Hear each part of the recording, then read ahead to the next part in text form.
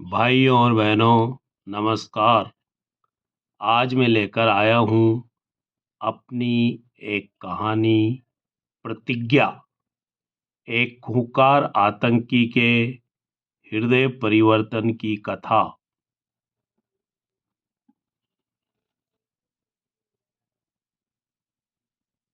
सर्दी का मौसम, कड़ाके की ठंड। पिछले कुछ दिनों से लगातार हो रहे हिमपात के कारण पूरी कश्मीर घाटी में जीवन अस्त व्यस्त। बर्फ जमने की वजह से जम्मू श्रीनगर राष्ट्रीय राजमार्ग बंद। भारत और पाकिस्तान की सीमा पर तनाव। कश्मीर के चप्पे चप्पे पर सेना के जवानों की तैनाती।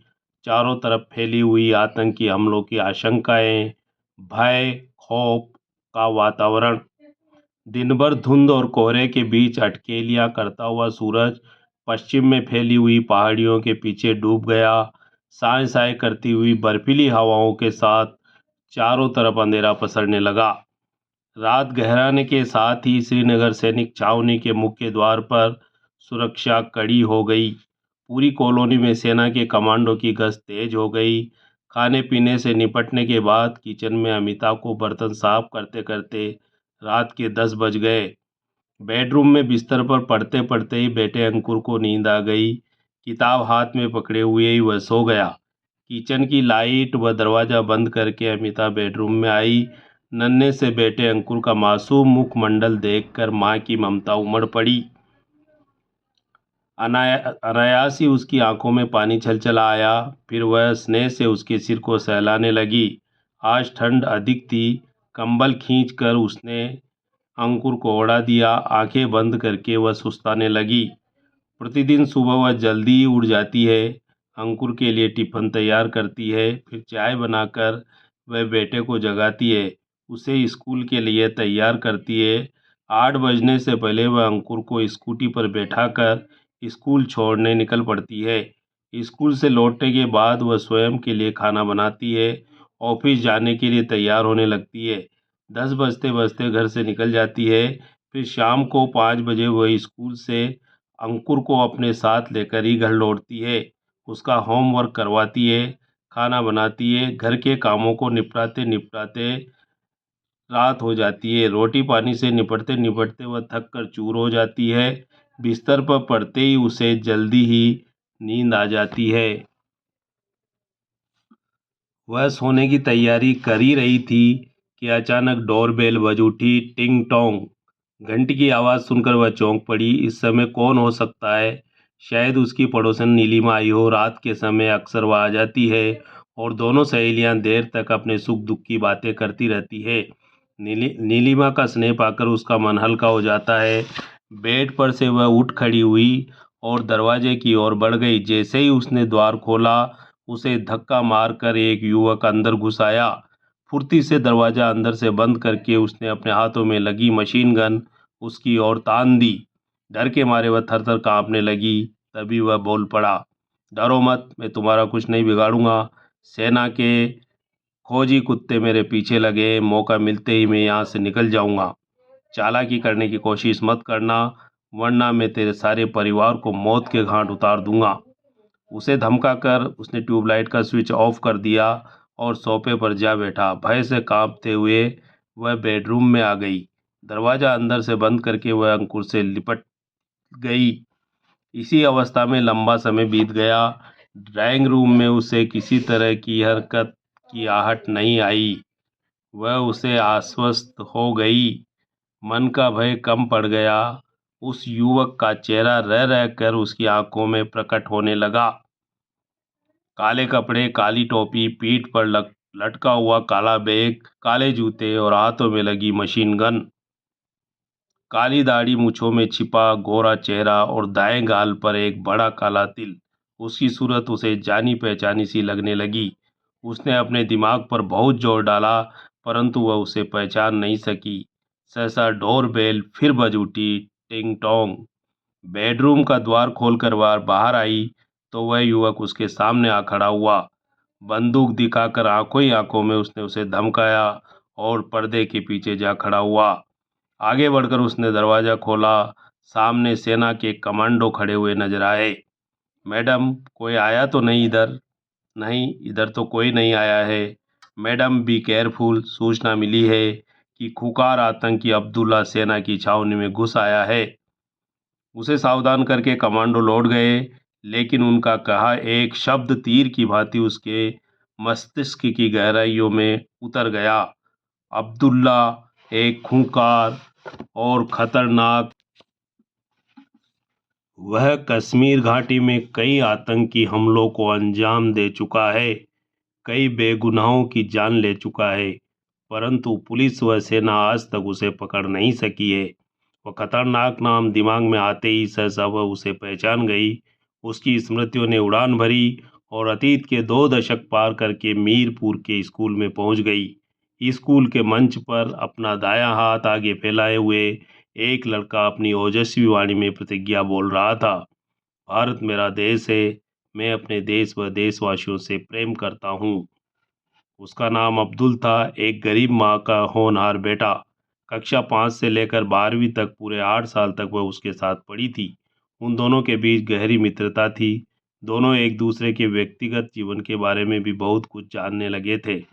अब्दुल 5 साल का भी नहीं हुआ था कि किसी बीमारी के कारण उसके वालिद का इंतकाल हो गया था। गांव के लोगों के यहाँ मेहनत मजदूरी करके उसकी माँ किसी तरह उसका पालन पोषण कर रही थी, पढ़ा लिखा रही थी। अब्दुल जितना अधिक गरीब था, पढ़ने लिखने में उतना ही अधिक तेज तर्रार था। हर कक्षा में वह प्रथम स्थान पर रहता था। साधारण फटे पुराने कपड़े, फटे हुए जूते, दाएं गाल पर बड़ा काला तिल और होठों पर सदैव तैरती सौम्य मुस्कान। प्रतिदिन स्कूल में प्रार्थना के बाद वह मंच पर चढ़ जाता था और अपना दाहिना हाथ आगे उठाकर वह सब छात्र छात्राओं को प्रतिज्ञा बुलवाने लगता था। प्रतिज्ञा के शब्दों को बोलते बोलते उसकी वाणी ओजस्वी हो उठती थी। उसकी आंखों में देश प्रेम छलछला आता था। उसका यह रूप देखकर उसे अत्यधिक आकर्षित करता था। उसने उसे अपना मित्र बना लिया था। वह उससे स्नेहपूर्वक बातें करती थी और जितना संभव होता उसकी आर्थिक मदद भी कर देती थी। दरवाजा बंद करके वह बेडरूम में आ गई। क्या मीरपुर का वह अब्दुल खूंखार आतंकी बन गया है? यह प्रश्न उसके जेहन में कौन गया। उसके अंदर भय का उसके अंदर का भय अब निकल चुका था। किचन में आकर उसने एक कॉफ़ी बनाई, फिर कॉफ़ी का कप ट्रे में रखकर वह ड्राइंग ड्राइंग रूम की ओर बढ़ गई। अंधेरे में वह सोफे पर बैठा हुआ नजर आया। अंदर आकर उसने ट्यूबलाइट का स्विच ऑन कर दिया। अचानक उजाले को देखकर वह चौंक पड़ा। विस्मित होकर वह उसे देखने लगा। बड़ी हुई दाढ़ी में छिपे गोरे चेहरे को देखकर उसके मन का संशय दूर हो गया। 2 कदम आगे बढ़ाकर वह बोली, लो कॉफ़ी पी लो। नहीं, मैं कॉफ़ी नहीं पीता हूँ। तुम बहुत थक गए हो अब्दुल, कॉफ़ी पी लो। यह सुनते ही वह उछलकर खड़ा हो गया। उसके चेहरे पर दृष्टि गड़ाकर वह बोला, कौन हो तुम? तुम मेरा नाम कैसे जानती हो? शायद तुमने मुझे नहीं पहचाना है। मैं अमिता हूँ, अब्दुल। मीरपुर के स्कूल में हम साथ साथ पढ़ते थे। अमिता, तुम यहाँ इस हालत में, मैं तो तुझे पहचान भी नहीं सका हूँ। बरसों बाद मिले हैं हम। हाँ अब्दुल, मैंने तो तुझे पहली ही नज़र में पहचान लिया था। मुझे बड़ा ही आश्चर्य हो रहा है कि स्कूल में प्रतिदिन देश प्रेम की प्रतिज्ञा बोलने वाला लड़का आज मेरे सामने खूंखार आतंकी बनकर खड़ा है। उसके शब्दों को सुनकर वह हिल गया। उसके अंदर तूफान जाग उठा और गंभीर और भारी स्वर में वह बोला, तुम्हारे मीरपुर छोड़कर जाने के बाद मुझ पर दुखों का पहाड़ टूट पड़ा था अमिता। अम्मी को कैंसर हो गया था, मेरी पढ़ाई छूट गई थी, स्कूल छूट गया था। अम्मी के इलाज व रोजी रोटी के लिए मैं दर दर की ठोकरें खाने लगा था, परंतु इस देश की सरकार व समाज किसी ने मेरी मदद नहीं की थी। भूख व लाचारी की अवस्था में दिशा विहीन होकर जब मैं इधर उधर भटक रहा था, तब एक फरिश्ते ने आकर मेरे सिर पर हाथ रखा था। उसने मुझे रोटी दी और अम्मी के इलाज के लिए रुपए दिए थे, और बदले में उसने तेरे हाथों में ये बंदूक थमा दी है। तेरे हृदय में अपने ही देश के प्रति जहर भर दिया था।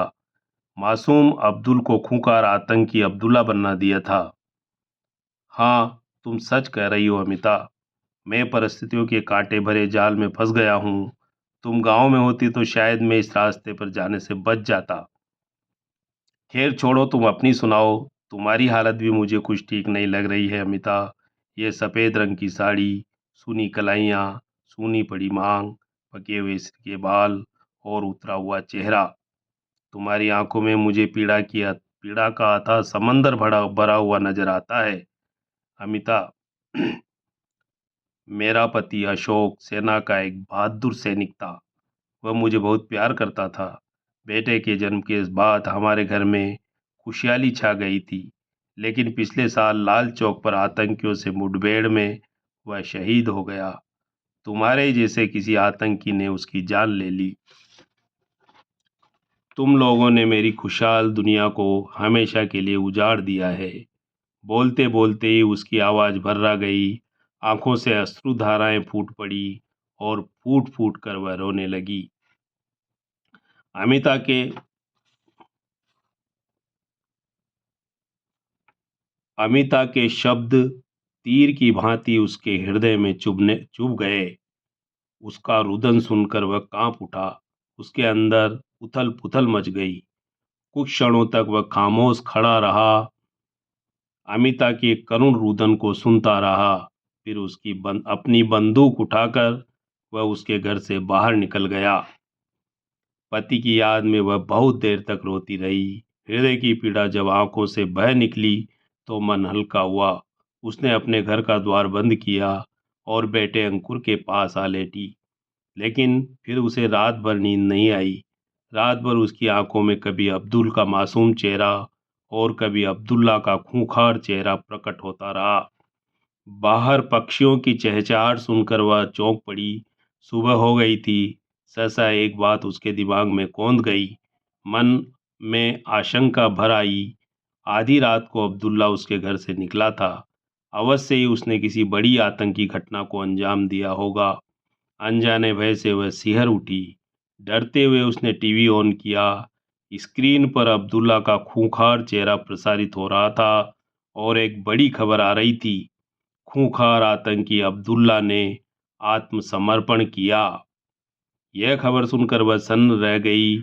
आतंकी अब्दुल्ला के प्रति मन में भरी हुई घृणा नष्ट हो गई। उसके प्रति सहानुभूति उमड़ आई। नम आंखों से एक दृश्य तैरने लगा नम आंखों में एक दृश्य तैरने लगा। मीरपुर के स्कूल के मंच पर खड़ा अब्दुल अपनी ओजस्वी वाणी में प्रतिज्ञा बोल रहा था। भारत मेरा देश है। मैं अपने देश से प्रेम करता हूँ। तो भाइयों और बहनों, यह थी कहानी प्रतिज्ञा। इसी तरह की एक और रचना लेकर मैं शीघ्र ही फिर आपके बीच हाजिर होऊंगा। धन्यवाद।